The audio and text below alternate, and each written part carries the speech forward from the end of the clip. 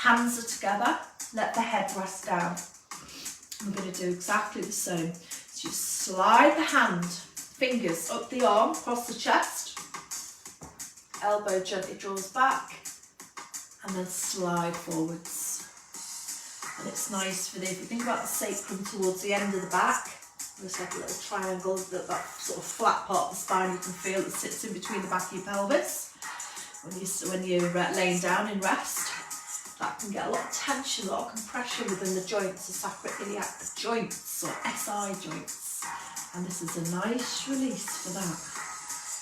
And just let the hand slide. Make sure you're letting that top hand as well slide in front. So you're feeling that release through those shoulders.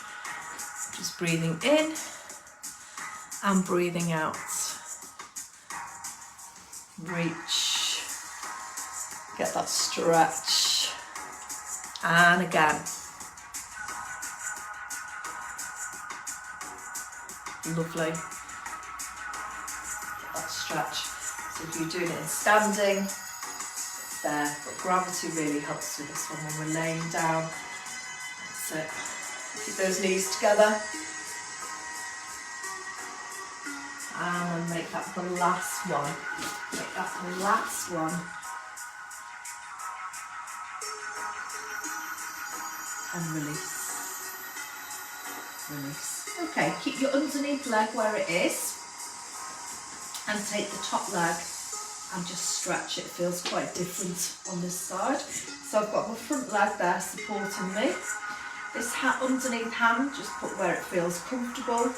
Top leg slightly behind, and then you're going to bring that top arm up and over, and then from here I have a nice little rotation. It's a nice one for the fascia. And reach back down, and you might want to roll back onto that buttock, that's fine. And again, top arm, reach, come forwards. And reach. And again, breathing out. I quite like doing that one actually, it's lovely. If you want to do a few of those on the run, you can. But do make sure your arm comes down, then you also have that reaching up and above. For me, my body feels like it just wants to roll. Nice release for the waist as well. Squeezing in the buttock on the top leg, so it'll allow that stretch into the hip.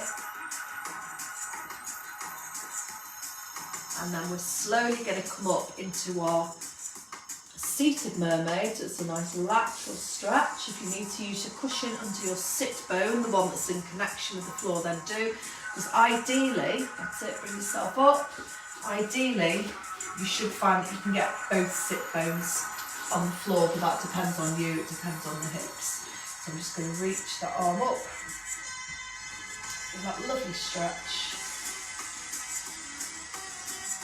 Nice release. And of course, if you want to come down onto the forearm and come across, up to you. I just feel like doing a nice, lovely release. Nice side bend, both sit bones. If you want the cushion underneath, as I say, use it and release.